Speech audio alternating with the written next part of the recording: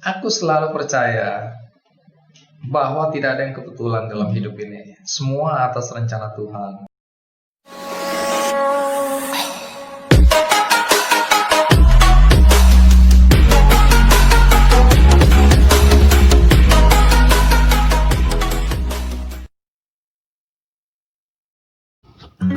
Shalom, Horas, Bajua-jua. Video kali ini kita akan menyaksikan kisah inspiratif dari Andy F. Noah atau yang sering disebut dengan Kick Andy. Sebelumnya kita mendengarkan terlebih dahulu lagu pujian dari Michelle Latea, Hidup Ini Adalah Kesempatan.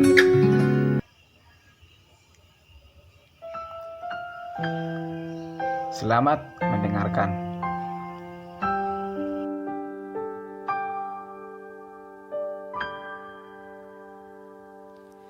Hidup ini adalah kesempatan. Hidup ini untuk melayani Tuhan. Jangan sia-siakan waktu yang Tuhan beri. Hidup ini hanya sementara. Oh Tuhan, pakailah hidupku selagi aku masih kuat. Bila saatnya nanti ku tak berdaya lagi, hidup ini sudah jadi berkah.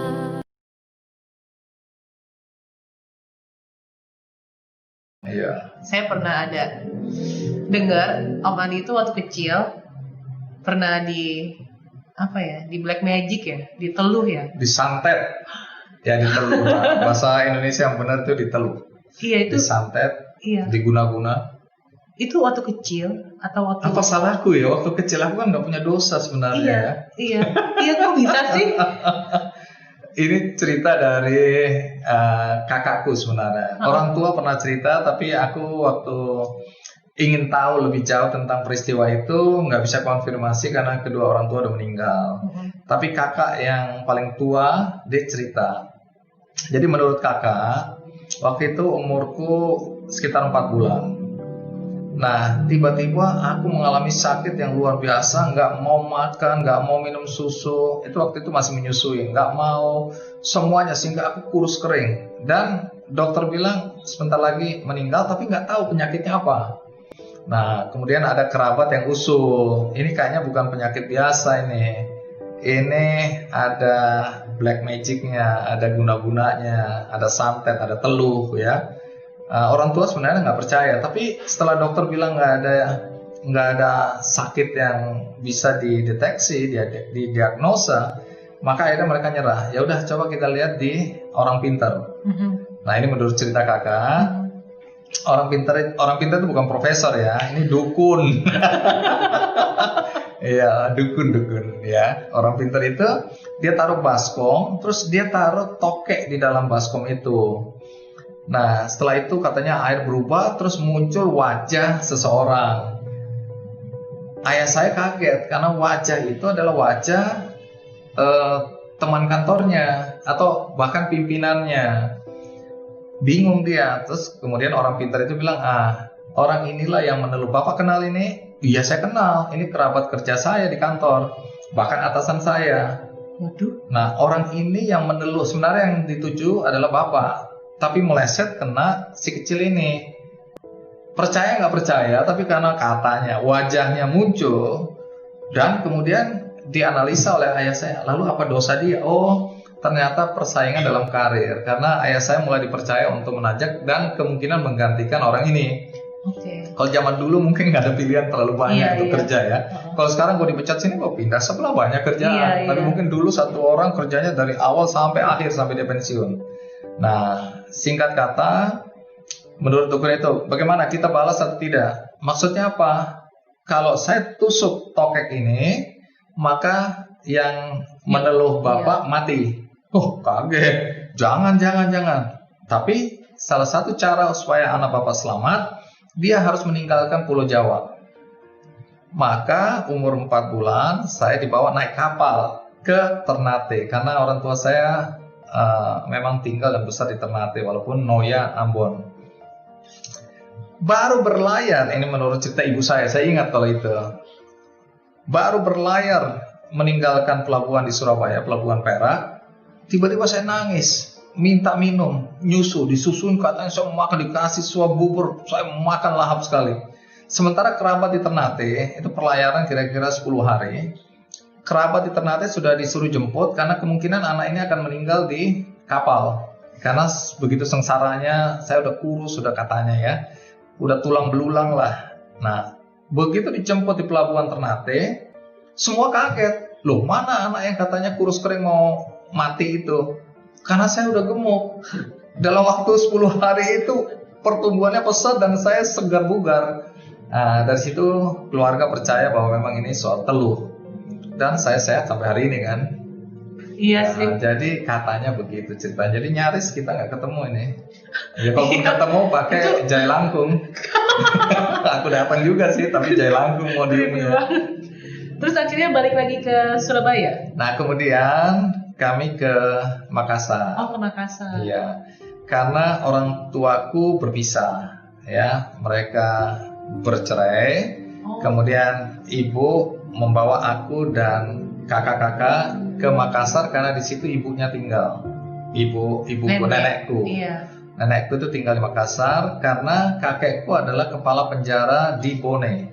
Terus kemudian umur 7 tahun sekitar itu kembali lagi ke Surabaya. Tapi sudah sehat walafiat. Jadi saya sekolah sampai umur 13. Saya pindah sebentar ke Malang.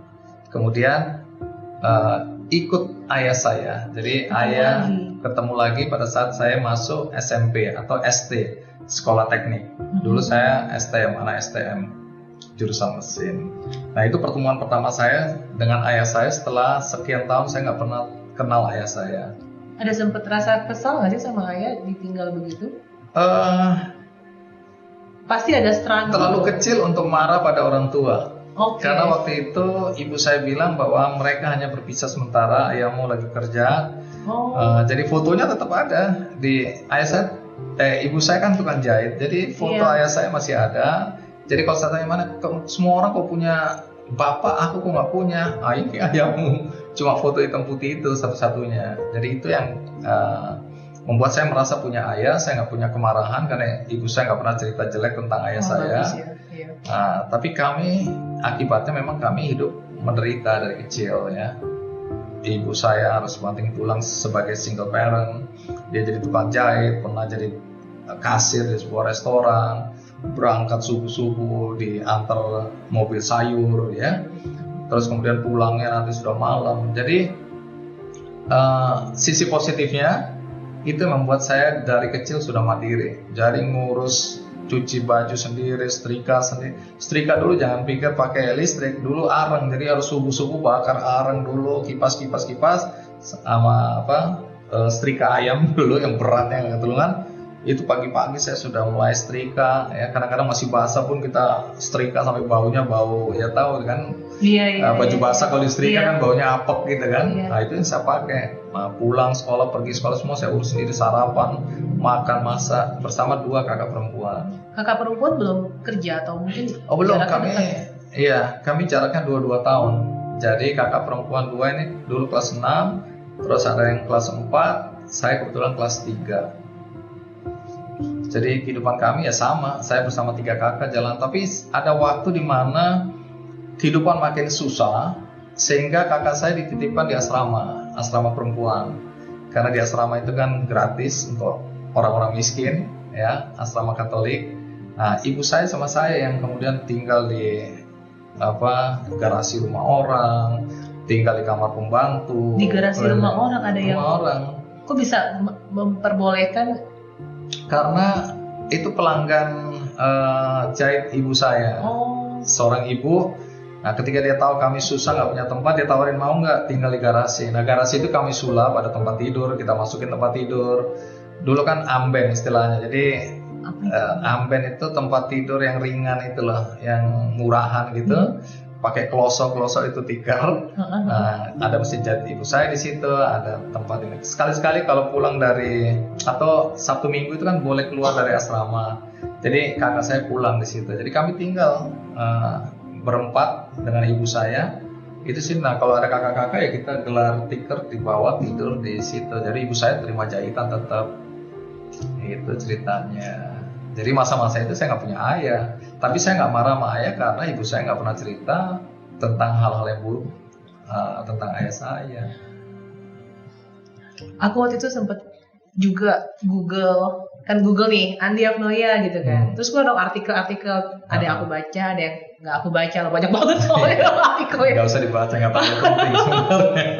Tapi ada satu judul yang menarik sih. Tadi pas aku lagi on the way ke sini, Andi Agnoia dulu waktu kecil membenci orang kaya. Kenapa sih?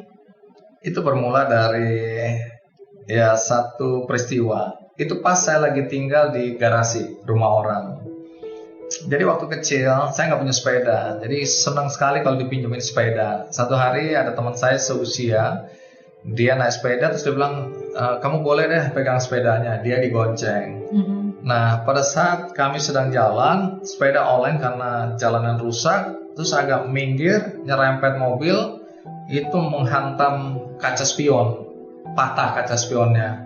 Saking takutnya saya itu lepaskan sepeda, saya lari melingkar, muter itu jauh sekali, muter sampai di kuburan Kuningan. Kalau tapi dikejar sama mobilnya? Nggak dikejar, tapi saya kan ketakutan. Kalau saya balik ke sini, orang akan tahu rumah saya di mana kan. Jadi saya muter begini baru masuk.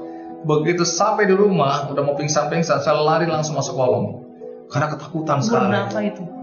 Itu kelas 2 SD. Nah, saking takutnya saya sembunyi di bawah kolong. Baru saya dengar ternyata orangnya mungkin bersama teman saya itu kan, di mana rumahnya gitu kira-kira ya.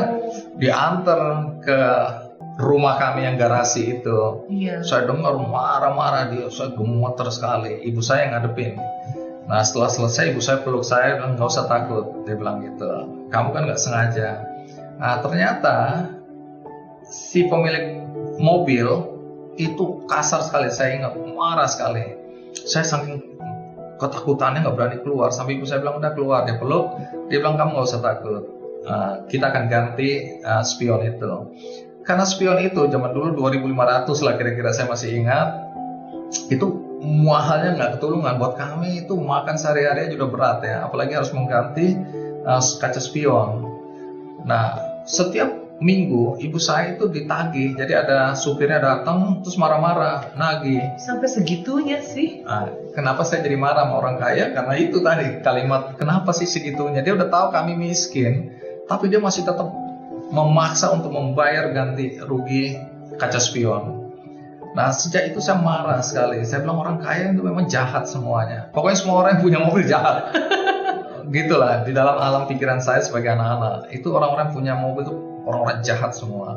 Nah jadi dulu karena saya lama hidup di jalanan juga kan, orang tua kerja apa nggak keurus. Saya sempat ada satu masa di mana saya bergaul sama preman-preman kecil. Itu kalau di Surabaya ada namanya rombongan rombongan Bumiarjo, Robur. Itu geng preman, ada yang dewasa, ada yang kecil-kecil. Nah saya masuk di kelompok yang kecil-kecil. Itu mulai bukan kenakalan tapi kejahatan. Kami mencuri mangga bukan untuk dimakan tapi untuk dijual. Mencuri burung dara, saya pernah ketembak kaki saya dengan senapan angin, bolong darah. Terus kemudian kita mencuri barang-barang di rumah-rumah orang kaya. Jadi kalau ada bola basket gitu, pintu garasinya nggak ditutup atau pintu halamannya nggak ditutup, kami langsung masuk, ambil, lari, bawa naik sepeda, skateboard, pokoknya gitu-gitu kita curi barang-barang orang untuk dijual. Waduh. Ada penadahnya. Nah, saya melampiaskan kemarahan saya pada orang-orang kaya dengan cara itu, termasuk hobinya itu ngempesin mobil-mobil orang. Jadi begitu lihat ada mobil bagus, ini pasti orang jahat. 4-4-nya saya kempesin. Jadi kemana? Bingung kalau mau ngenes. Ada kemarahan gitu loh. Iya. Ada apa ya, perasaan merasa ditindas ya, diinjak-injak, mau berontak gitu loh. Nah, saya setiap hari bawa paku itu. Jadi paku itu untuk ngempesin ya. Pokoknya ada mobil bagus saya kempesin, ini pasti orang jahat. Itu usia berapa yang udah sampai kempesin? Itu kelas 3 itu. Oh, berarti masih kecil banget. Masih kecil. Iya. Ya, umur 13. Saya kan agak terlambat sekolahnya kan, pernah nggak naik kelas gara-gara itu kacau hidupnya di jalanan, jadi pernah nggak naik kelas. Jadi umur 13-an itu. Oh, 13-an. Nah, kehidupan saya seperti itu, jadi membenci. Tapi memang setelah dewasa ini ada menariknya, karena urusan kaca spion ini, kan saya selalu merasa bahwa orang kaya itu jahat. Sampai satu hari saya udah jadi pemret ini sekian tahun kemudian, saya jadi pemret Metro TV, jadi sekitar tahun 2000 ke atas. Nah, satu hari saya naik mobil, ditabrak dari belakang, buah, saya kaget motor kan. Saya turun udah marah sekali kan. Begitu saya turun saya kaget, saya lihat ternyata ada satu anak-anak ya dengan wajah yang memelas gitu, gonceng nenek-nenek yang jatuh dan saya lihat luka juga kan. Saya mau marah gini, saya lihat tiba-tiba ingatan saya kembali kepada kasus spion. Saya bilang kalau saya marah, saya suruh ganti ini, apa bedanya saya dengan orang kaya dulu itu yang saya anggap jahat? Langsung saya bilang, kamu nggak boleh gitu lain-lain, kamu bawa nenek-nenek begini. Saya marah-marah aja. Si nenek-nenek udah peluk saya, maaf pak, dia takut karena mobil saya pasti disuruh ganti. Wah, berat hidup dia nanti kalau ganti mobil saya. Saya bilang udah nggak usah ganti, nggak usah mikirin, tapi udah semua nggak apa-apa. Iya. Begitu selesai saya bilang, Tuhan terima kasih, paling tidak saya nggak jadi seperti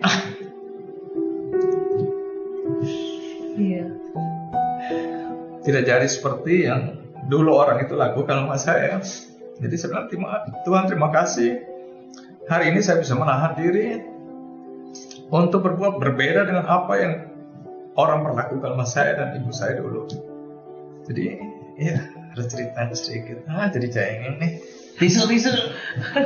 Ya itulah cerita kenapa saya benci orang kaya dulu. Tapi apakah kejadian itu yang membuat, maksudnya ada rasa benci itu dengan orang kaya itu tidak berlarut-larut sampai akhirnya jadi pemret Metro TV kan? Oh, tidak. Setelah dewasa kan kita bisa tahu. Iya.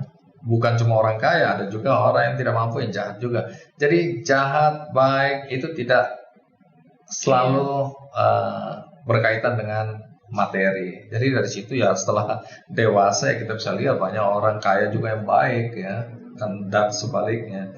Jadi itu hanya pembelajaran, ada situasional aja ketika saya merasa dizolimi oleh orang kaya hanya gara-gara kaca spion dan dia lihat kami tinggal di garasi orang dan dia tahu persis betapa miskinnya kami tapi tetap dimintain pertanggungjawaban. Nah ini yang saya bilang tidak boleh terjadi dalam hidup saya kepada orang lain, dan kalau boleh orang lain kepada orang lain. Jadi nggak boleh, kita lihat aja ini kan kecelakaan bukan kesengajaan. Jadi kenapa sebuah kaca spion harus jadi persoalan gitu, jadi beban orang yang tidak mampu. Nah ini yang saya tidak akan, atau saya tidak mau terjadi pada siapapun juga, karena itu betul-betul melukai perasaan dan yaitu membuat stigma bahwa orang kaya itu jahat. Begitu. Iya. Masa lalu. Iya.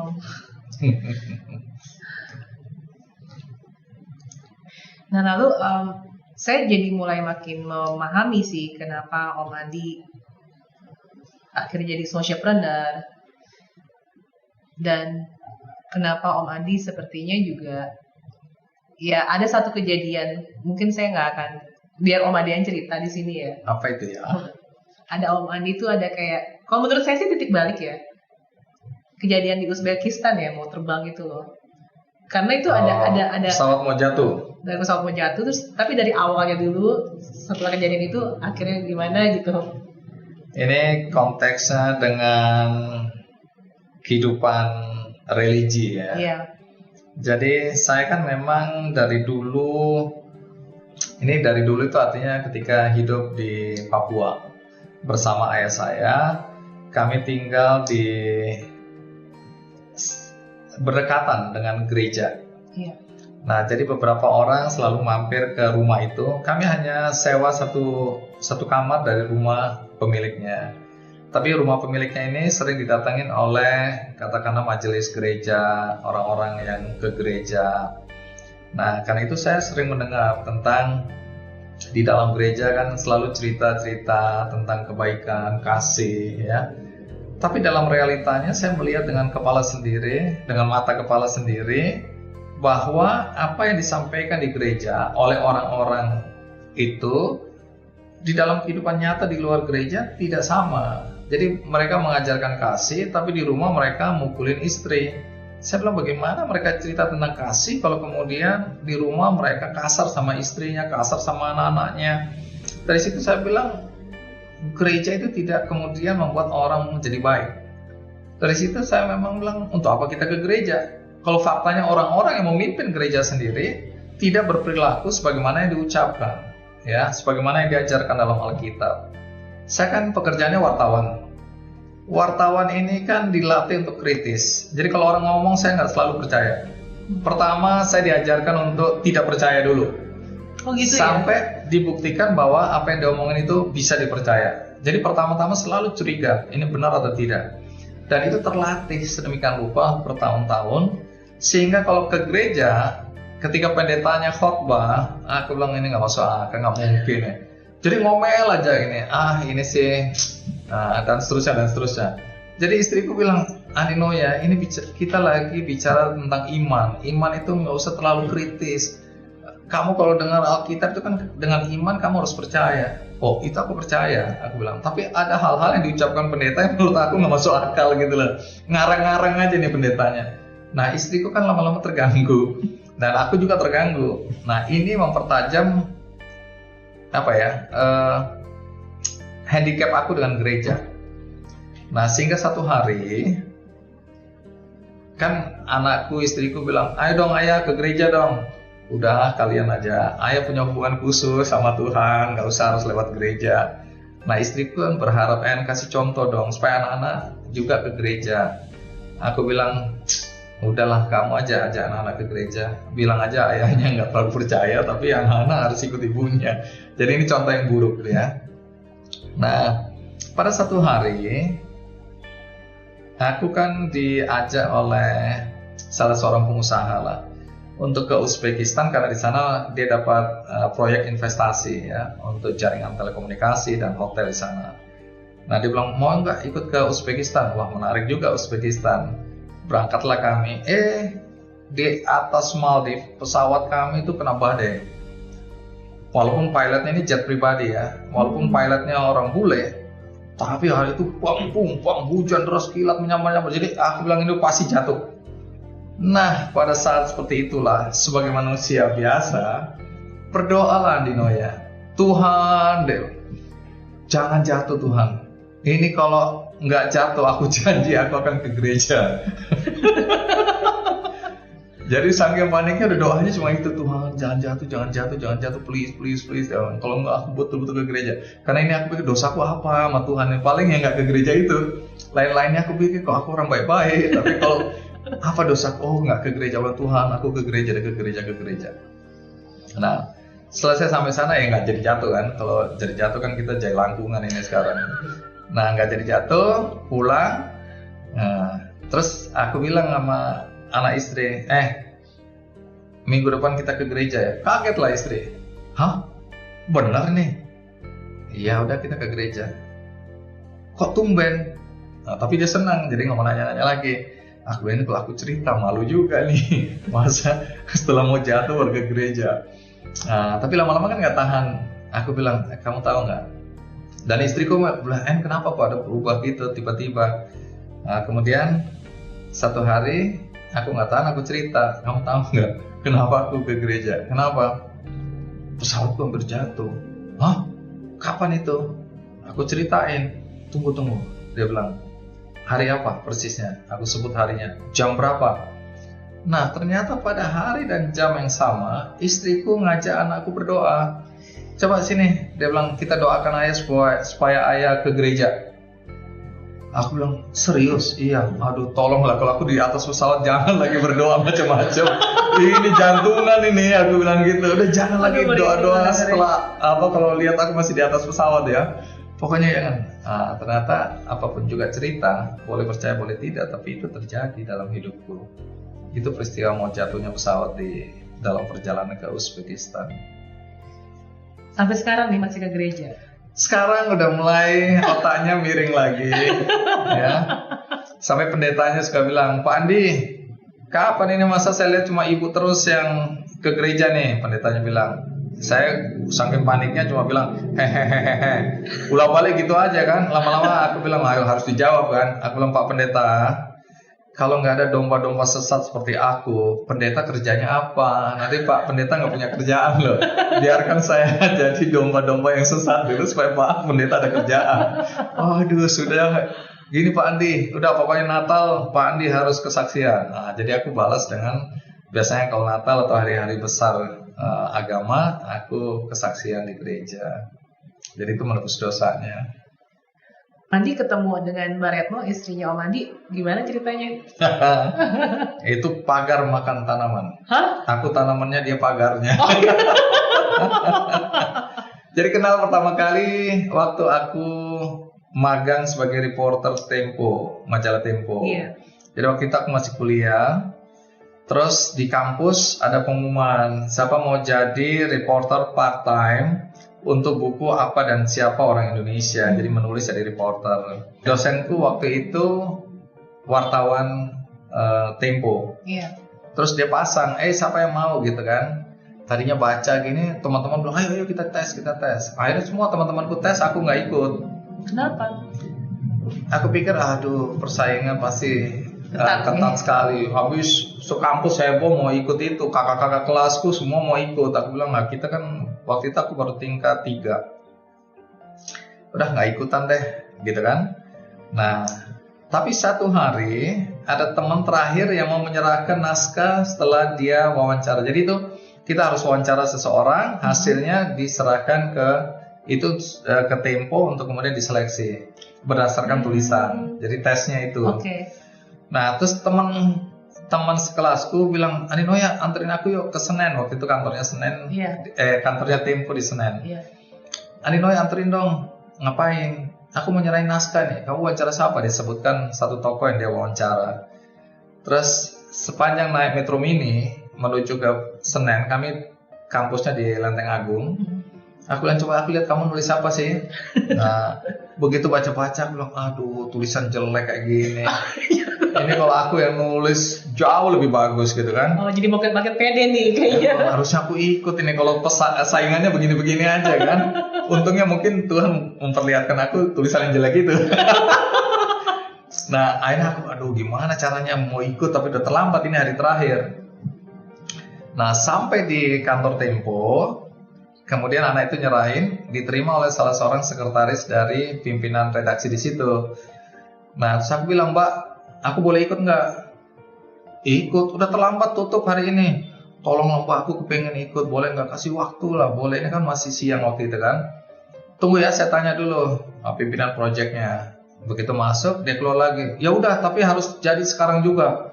Wah, terus aku wawancara siapa? Aku bilang gitu. Udah wawancara salah satu karyawan majalah Tempo.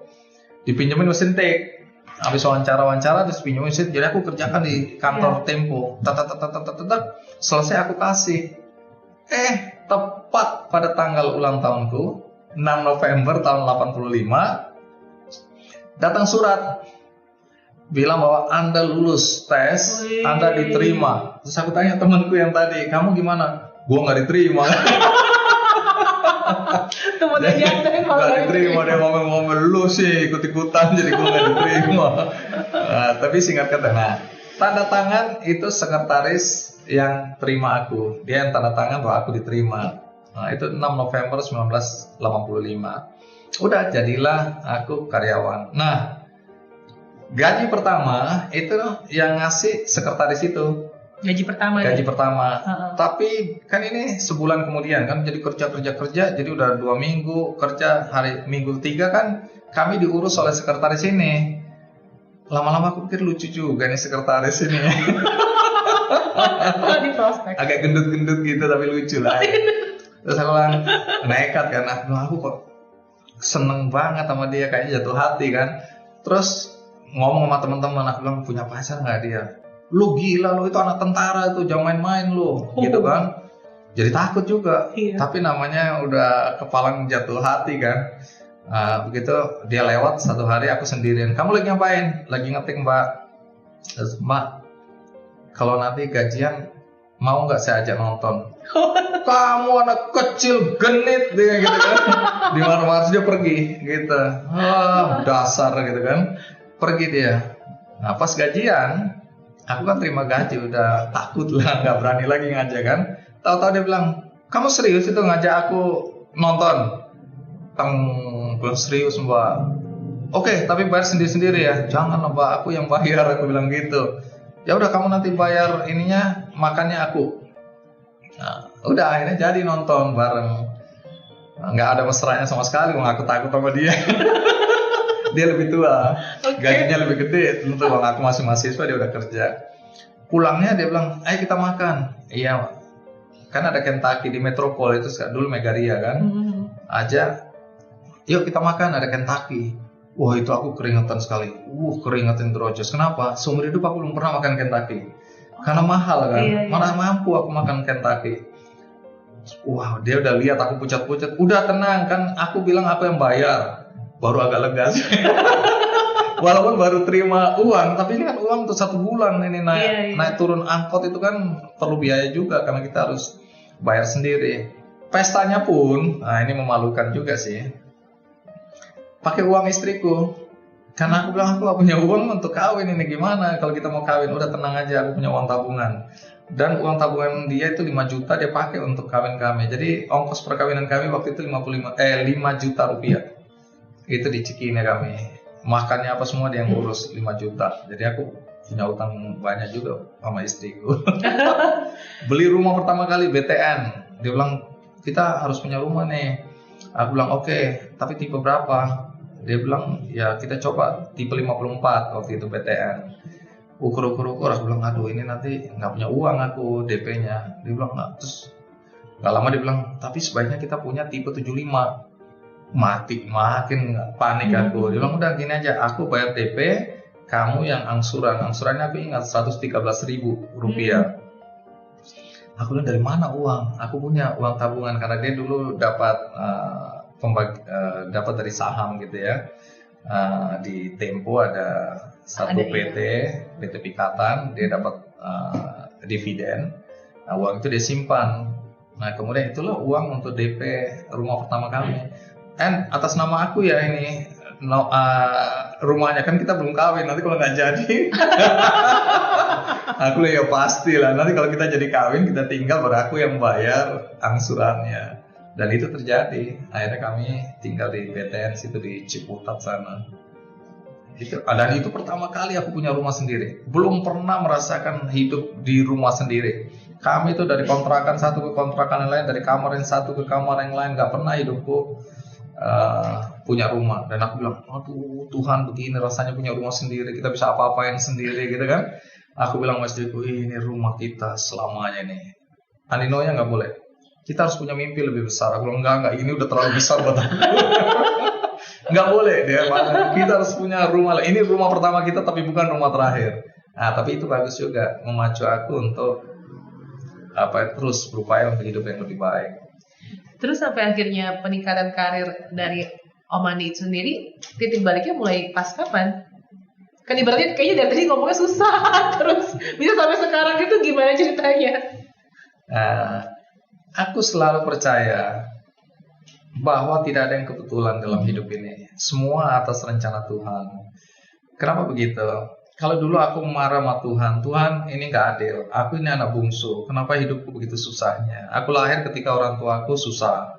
Dulu katanya pernah lebih sejahtera, tapi karena gak ada fotonya, jadi aku gak percaya bahwa itu pernah hidup enak gitu ya. Nah, belakangan baru ditemukan ada foto ayah ibuku yang kelihatannya ya kalau lihat dari pakaiannya agak bagusan lah. Jadi itu mulai percaya sekarang, tapi sayang mereka dua udah meninggal. Nah aku bilang Tuhan gak adil, aku anak paling kecil. pada saat aku mulai berjuang untuk hidup lebih baik untuk diriku, aku harus menanggung beban seluruh keluarga. Ya, kakakku punya anak, yang kakak perempuan punya anak 3, yang satu lagi punya anak 5, dan mereka meninggal karena cancer. Nah, anak-anaknya masih kecil-kecil. Siapa yang harus jaga? Aku. Karena aku masih lebih baik daripada kedua kakak laki-lakiku. Nah, jadi kehidupan kami berat. Bahkan aku pernah bilang sama istriku, aku minta maaf karena gara-gara harus menanggung sekaligus 8 anak ini plus 3 anak kami, 11 orang ini, dengan gaji waktu itu aku masih ingat, gajiku masih 375.000, istriku sudah 550.000. Dia yang berkorban untuk kemudian kami bisa menyekolahkan seluruh anak. Akibatnya, aku bilang sama istriku, aku minta maaf, kita nggak bisa menyekolahkan anak kita ke sekolah yang lebih baik. Kami sekolahkan anak kami di Ciputat, di satu SD yang ya standar banget lah. Nah, tapi untung aku dapat istri seperti ini. Dia bilang, nggak, mungkin memang kita ini hanya saluran berkat. Jadi kita memang diwajibkan untuk bantu anak-anak, ponakan-ponakanmu. Aku bilang, ya tapi kan anak kita akhirnya harus dikorbankan. Dibilang, nggak apa-apa Nino ya, pokoknya kita sebisa mungkin kita akan jaga mereka. Dan sekarang udah gede-gede ya, udah kuliah, udah kerja semua, tinggal satu aja dan sudah S2, mau ambil S2 sekarang. Nah, itu kan masih penderitaan ya, walaupun sudah menikah, sudah mulai hidup lebih baik, punya gaji, tapi tetap terbebani dengan ini. Tapi kalau sekarang dilihat, aku bilang, Tuhan terima kasih. Kenapa? Karena Tuhan sudah menyiapkan aku untuk melalui masa-masa pahit dalam hidupku, untuk kemudian Tuhan kasih tugas seperti sekarang ini. Apa itu? Kenapa Tuhan kasih bilang, Nino ya, kamu kerja sebagai jurnalis, kamu nanti satu hari punya program namanya Ki Candy, kamu buat satu foundation atau yayasan di balik ini namanya Ki Candy Foundation. Melalui yayasan itu, kamu akan bisa membantu orang-orang supaya tidak jadi seperti kamu, tidak menderita seperti kamu, tidak mengalami kepahitan hidup seperti kamu. Nah, jadi aku menjalankan ini. Kenapa teman-teman bilang, kamu kok happy betul dengan apa yang kamu lakukan? Kamu emang udah kaya raya nih, kok bantu orang kiri kanan? Oh enggak, apa yang bisa kami bantu dengan kekuatan sendiri. Yang tidak mampu aku bantu dengan kekuatan sendiri, Tuhan udah sediakan, namanya Ki Candy Foundation. Karena melalui Ki Candy Foundation kami punya itu yang tadi, kaki palsu, buku, sepatu, bola, operasi katarak, operasi bibir sumbing, macam-macam. Dari mana uangnya? Dari orang-orang yang baik hati, perusahaan-perusahaan baik hati yang mengumpulkan dana Ki Candy Foundation, kemudian kami membantu orang-orang. Nah, ini kebahagiaan yang luar biasa. Aku bilang, Tuhan terima kasih, karena memang Tuhan sudah menyiapkan aku untuk berempati pada orang-orang yang hidupnya dulu sama seperti aku. Kalau dulu aku nggak ada yang nolong, nggak ada satu orang pun menarik aku dari kegelapan itu. Tapi dengan platform foundation ini, kita bisa membantu orang-orang tanpa kita harus nyebur ke dalam kegelapan itu sendiri. Ada orang yang membantu orang lain, akhirnya dia kejebur, sama-sama tidak bisa dibantu. Aku merasa sekarang aku berada di posisi yang lebih terang, lebih baik, bisa membantu saudara-saudara kita yang membutuhkan bantuan uluran tangan. Dengan kekuatan sendiri mungkin terbatas, tapi Tuhan menyediakan itu. Ini pakai namanya Ki Candy Foundation untuk menolong sebanyak-banyaknya orang. Nah, aku mensyukuri itu. Dan belakangan aku makin percaya bahwa dengan berbagi, kita nggak usah takut miskin. Tuhan itu membalas berlipat-lipat rezeki itu. Aku merasakannya. Bukan itu tujuan hidupku, tapi kita nggak usah takut kita miskin karena berbagi. Jadi dengan segala keterbatasan kita, mulailah berbagi. Dan itu yang aku lakukan. Nah, sekarang ketemu teman-teman yang ngerti teknologi digital ini, mereka bilang, Nino ya, kurang banyak orang yang bisa dibantu kalau hanya melalui sebuah yayasan konvensional. Bantu dong melalui teknologi. Sekarang teknologi berkembang, pakai digital teknologi untuk bantu orang lain. Lahirlah yang namanya benihbaik.com. Jadi aku bilang, Tuhan terima kasih, Tuhan menyediakan apa yang aku butuhkan untuk bisa memberi berlipat-lipat dari apa yang bisa aku lakukan sebelumnya. Kekuatan sendiri ada foundation ada Benih Baik. Jadi kalau ditanya apa bahagianya, kan lebih baik kadang-kadang misalnya istriku bilang, kami kan punya PAUD bukan gratis, tapi kita bayar karena istriku bilang jangan gratis, kalau gratis kurang dihargai. Jadi untuk di sebuah kampung dadap di Serpong kami bikin PAUD udah 10 tahun. Nah, istriku juga bilang, ini muridnya udah terlalu banyak nih. Aku butuh lagi 2 ruang untuk bisa nampung anak-anak ini. Aku bilang, ya pakai uang belanjamu. Nggak mau, karena dia punya tanggungan banyak juga. Dia punya beberapa yayasan, panti asuhan di Ambarawa, di Temanggung, di Sumba gitu. Dia kan bantu. Dia bilang uangku udah habis, dia bilang gitu. Kamu cari lagi. Nah ini aku bilang nggak ada yang kebetulan. Ambil contoh kasus ketika mau bangun 2 kelas lagi untuk anak-anak di Kampung Dadap. Aku bilang dari mana uangnya ini? Ini istri mengeksploitasi suami. Kalau aku dipaksa cari uang sendiri, jangan pakai uang ini. Aku bilang memang kita harus bikin Komnas laki-laki nih, Komnas perempuan udah ada. Jadi suami-suami yang dieksploitasi oleh istrinya harus punya Komnasnya sendiri. Nah tapi itu tadi aku bilang, kapan kita ingin berbuat baik, Tuhan akan buka jalan. Apa yang terjadi? Tiba-tiba datang teman-teman dari Perpustakaan Nasional. Pak Andi, setelah kami menilai beberapa tokoh gini-gini, akhirnya kami merasa Pak Andi yang paling cocok untuk jadi duta baca Indonesia. Aku bilang, kenapa saya? Saya udah bagi-bagi buku, saya melakukan, jadi lebih baik orang lain. Enggak, Pak Andi lebih cocok. Singkat kata, akhirnya aku terima. Aku nggak membayangkan bahwa itu ada honorariumnya.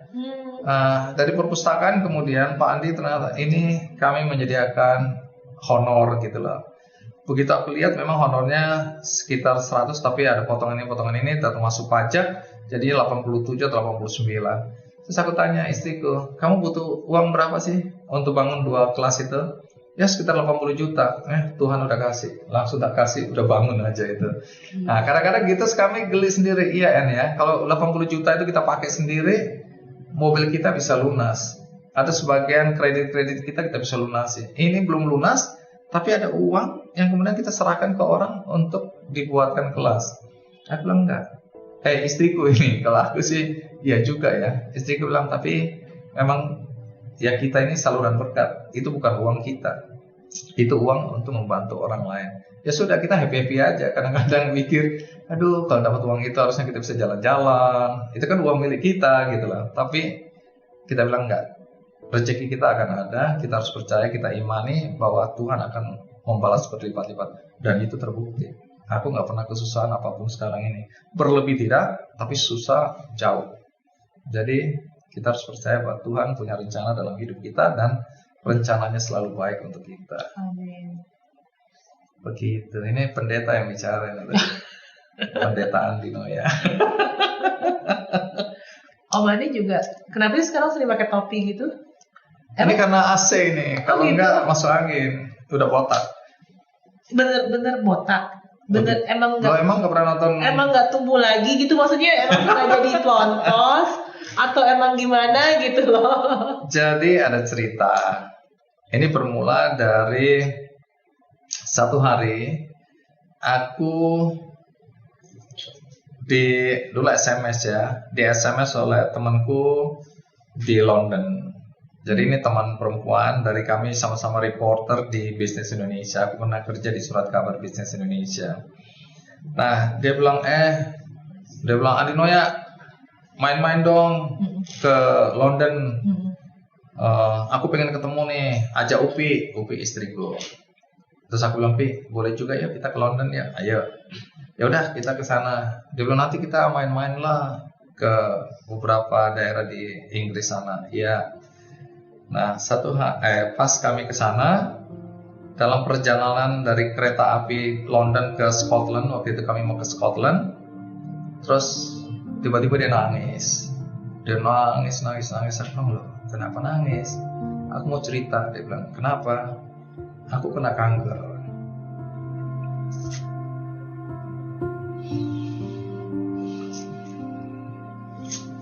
Tarik nafas dulu ini, sahabat soalnya.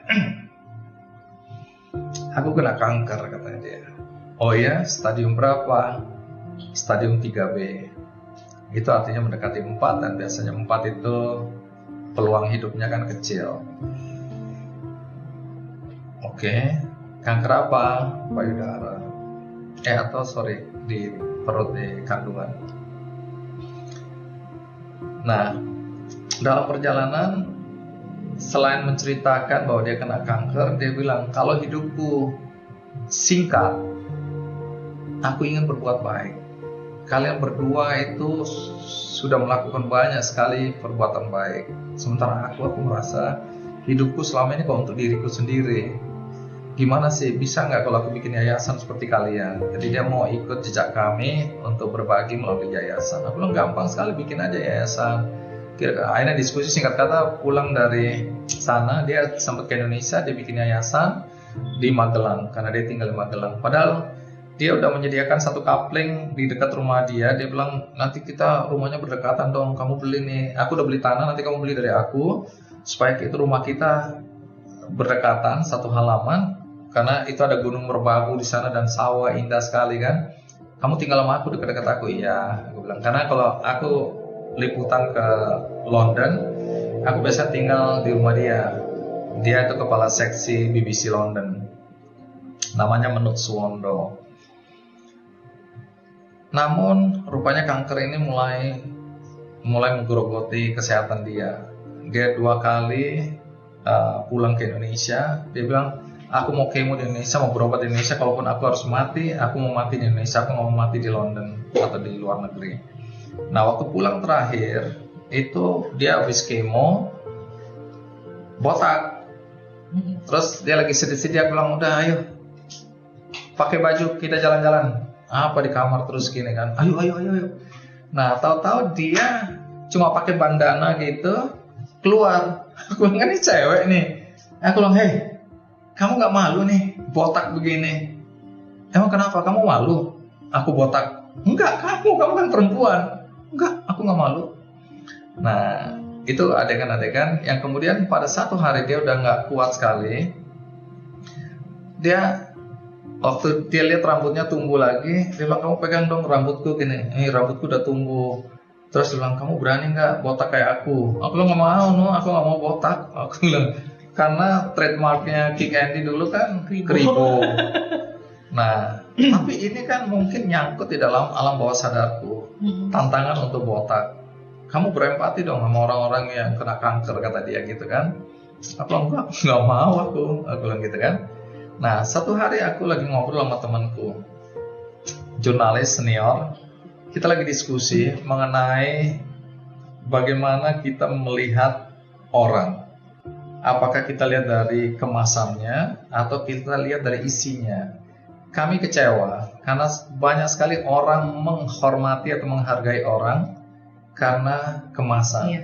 Begitu dia naik mobil bagus, begitu dia pakai jas, pakai dasi, kita hormat sekali, kita perlakuan dia istimewa.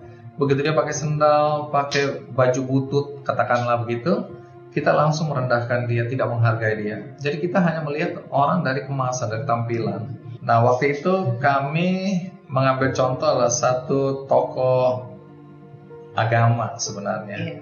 Penampilan sederhana sekali, tapi kalimat-kalimat yang keluar dari mulutnya itu luar biasa. Bagaimana pemikiran-pemikiran dia luar biasa. Tapi orang nggak menghargai dia atau kurang menghargai dia. Tapi kita lihat, maaf, ada politisi-politisi yang kami tahu persis bahwa dia brengsek gitu lah ya, korupsi, dia ini. Tapi orang kok mengagung-agungkan dia. Nah, terus dia sempat bilang, jadi kesimpulan di Indonesia ini orang lebih menghargai kemasan daripada isi.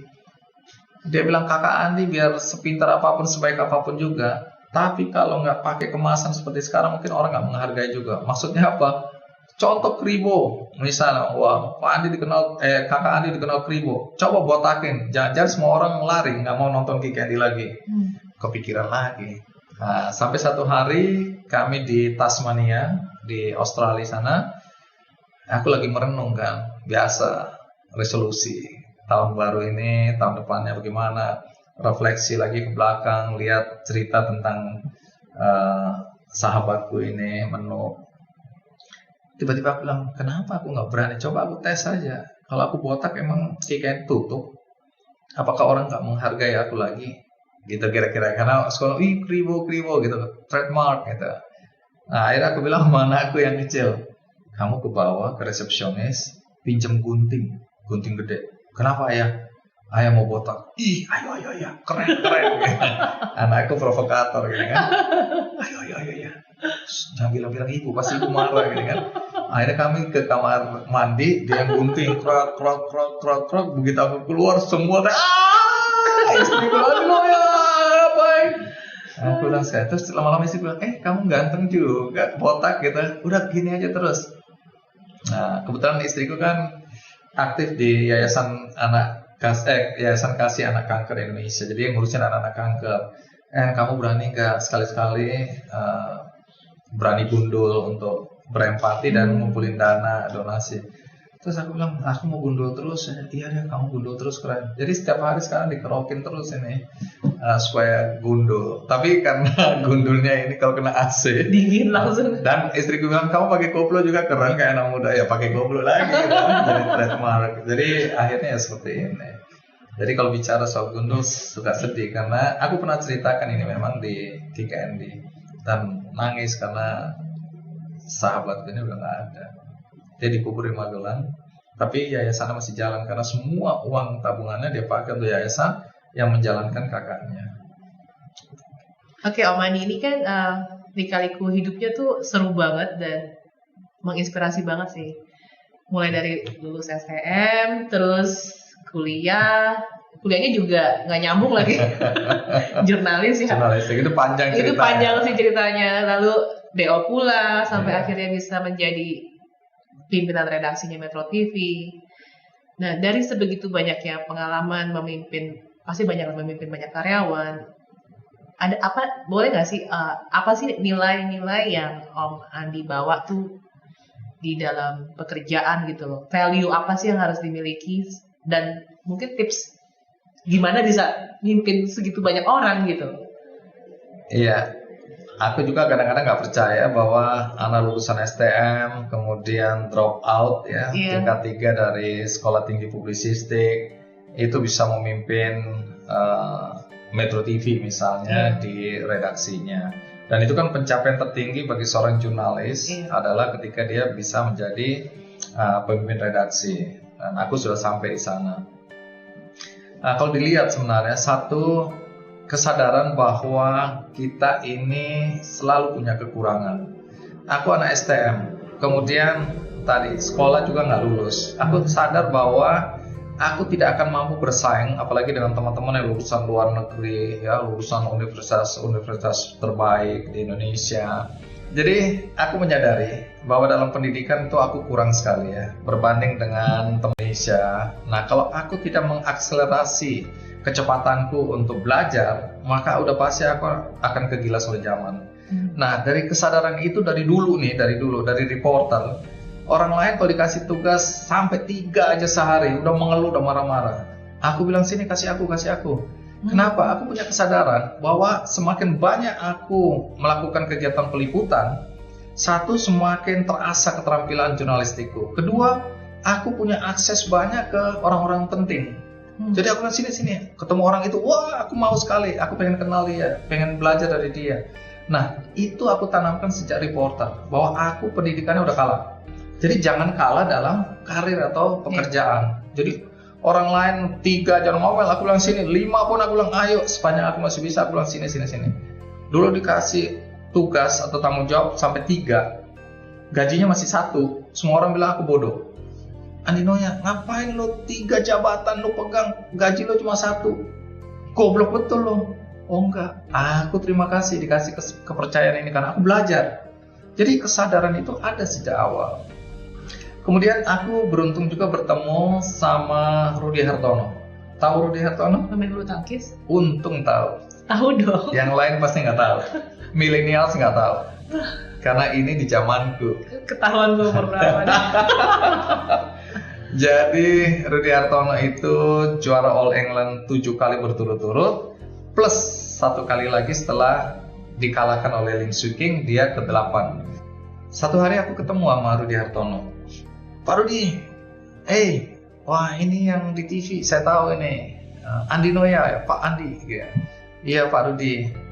Aku bilang, apa kabar? Saya bilang, Pak Rudy, saya cuma mau bilang, tahun 1973, ada seorang anak diantar oleh seorang polisi salaman sama Anda di Gedung Gelora Pancasila Surabaya. Waduh, Pak Andi, saya nggak ingat apa itu. Nggak usah ingat. Saya anak itu pasti ingat peristiwa besar dalam hidup saya. Hah? Maksudnya? Yang salaman sama saya waktu itu, di antara mungkin sekian banyak anak-anak, itu saya. Yang bawa adalah om saya polisi, dia kebetulan jaga di pintu. Saya kan anak jalanan, jadi pas keliaran di sekitar situ, sama om saya di sini. Hebatnya om saya, dia bawa saya suruh salaman sama Pak Rudi. Waduh, Pak Andi, maaf, saya nggak ingat itu. Nggak usah ingat, nggak penting. Tapi apa akibatnya? Saya selalu mengikuti perjalanan hidup Anda. Saya selalu merasa bangga pernah salaman sama seorang Rudy Hartono yang saya dengar cuma di radio aja. Lawan Sven Free, lawan si Prakas Padukon, nah itu lawan-lawannya dulu. Nah, karena kebanggaan saya itu, saya selalu bilang saya ingin jadi seperti Rudy Hartono. Paling tidak orang yang punya prestasi, orang yang dikenal. Oh gitu ya Pak Andi, gitu. Tapi ngomong Pak Rudy, boleh nggak saya tahu? Anda kan champion, Anda juara. Tapi apa arti champion ini buat Anda dalam kehidupan Anda sekarang ini? Kehidupan sehari-hari, baik sebagai waktu itu dia di top 1. Jadi saya tanya, misalnya dalam mengelola perusahaan, apa nilai-nilai yang Anda bawa sebagai pemain badminton hebat itu? Oh ada Pak Andi.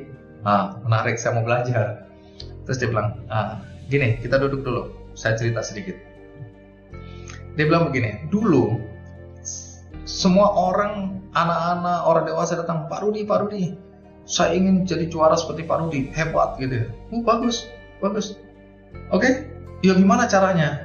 Caranya seperti yang saya lakukan atau dilakukan oleh ayah saya terhadap saya.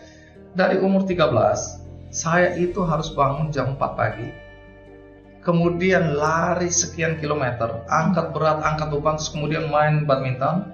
Habis itu jam 6:30 sudah harus mandi, berangkat sekolah setiap hari. Hah? Setiap hari harus lari gitu? Iya. Wah nggak jadi Pak Rudi, saya nggak mau prosesnya ini. Terus saya bilang, lalu apa pelajaran yang didapat dari situ? Banyak orang yang ingin sukses, tapi tidak mau melalui sebuah proses.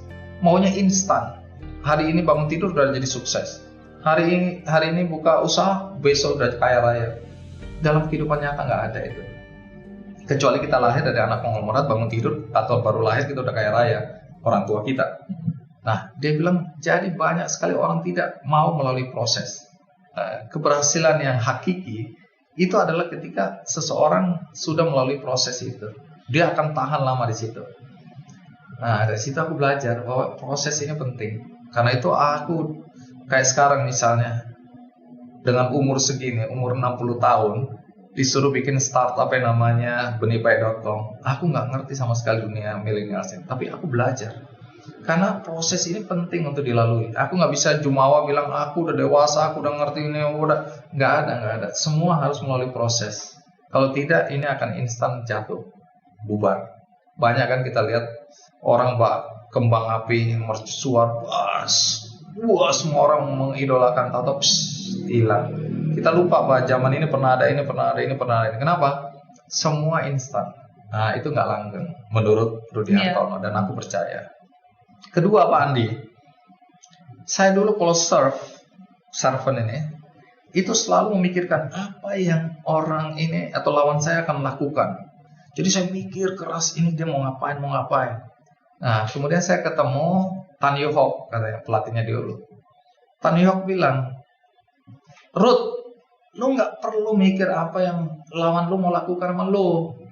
Lu mikir apa yang lu mau lakukan sama lawan lu. Nah, lagi-lagi aku nggak ngerti. Lalu apa pesan moral dari cerita ini? Nah, gini Pak Andi, kita di dalam dunia kerja itu sering sekali ngurusin orang lain, lupa ngurusin pekerjaan kita. Jadi politicking misalnya, kenapa dia boleh datang terlambat, saya selalu dimarahin.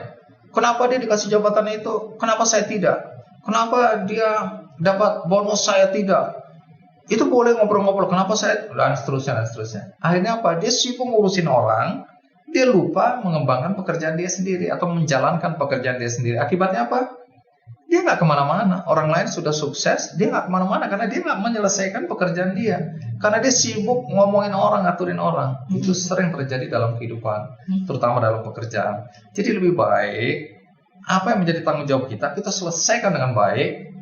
orang lain mau telat, orang lain mau dikasih bonus apa enggak. Udah pokoknya kita fokus pada prestasi yang akan kita capai melalui pekerjaan yang kita buktikan.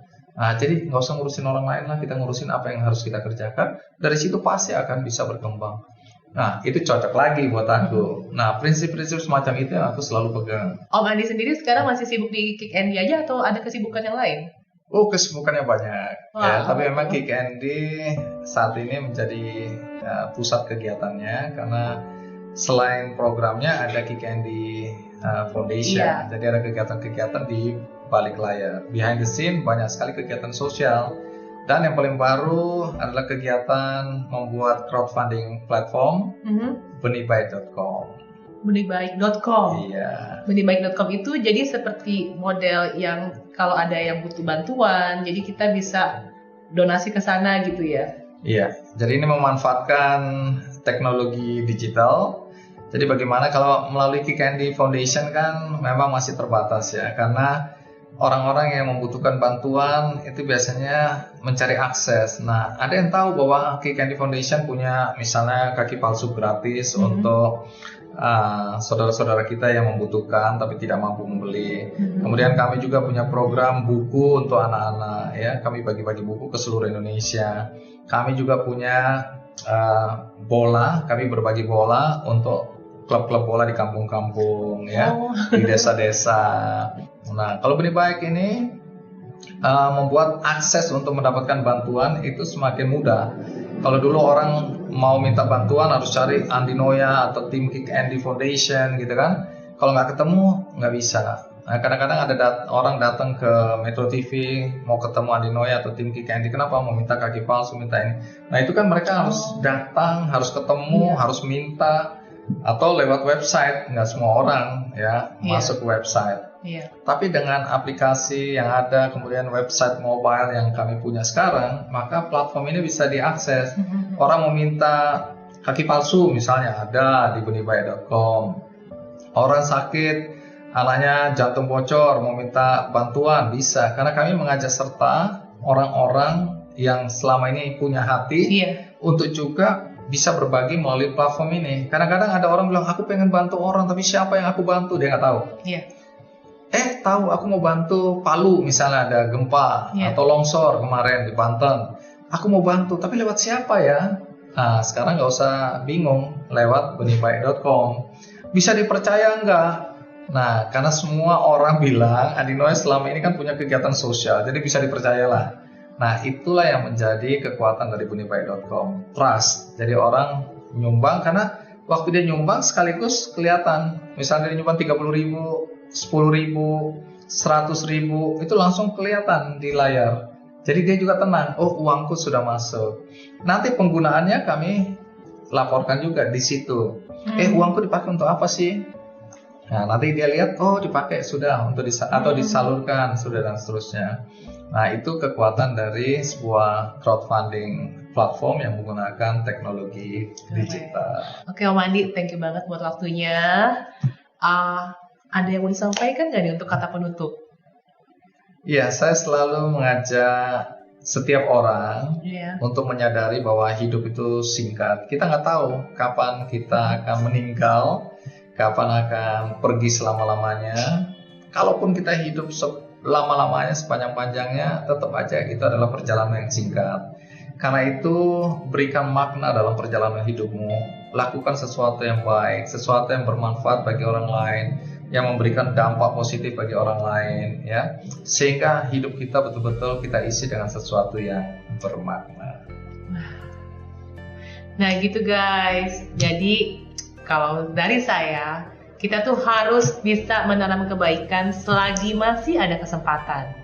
Makanya cara paling mudah itu sekarang sudah ada benihbaik.com. Jangan lupa disupport benihbaik.com. Betul itu betul. Oke guys, terima kasih udah nonton sampai di sini. Saya Kristinali. Saya Andi Noya. Sampai jumpa di video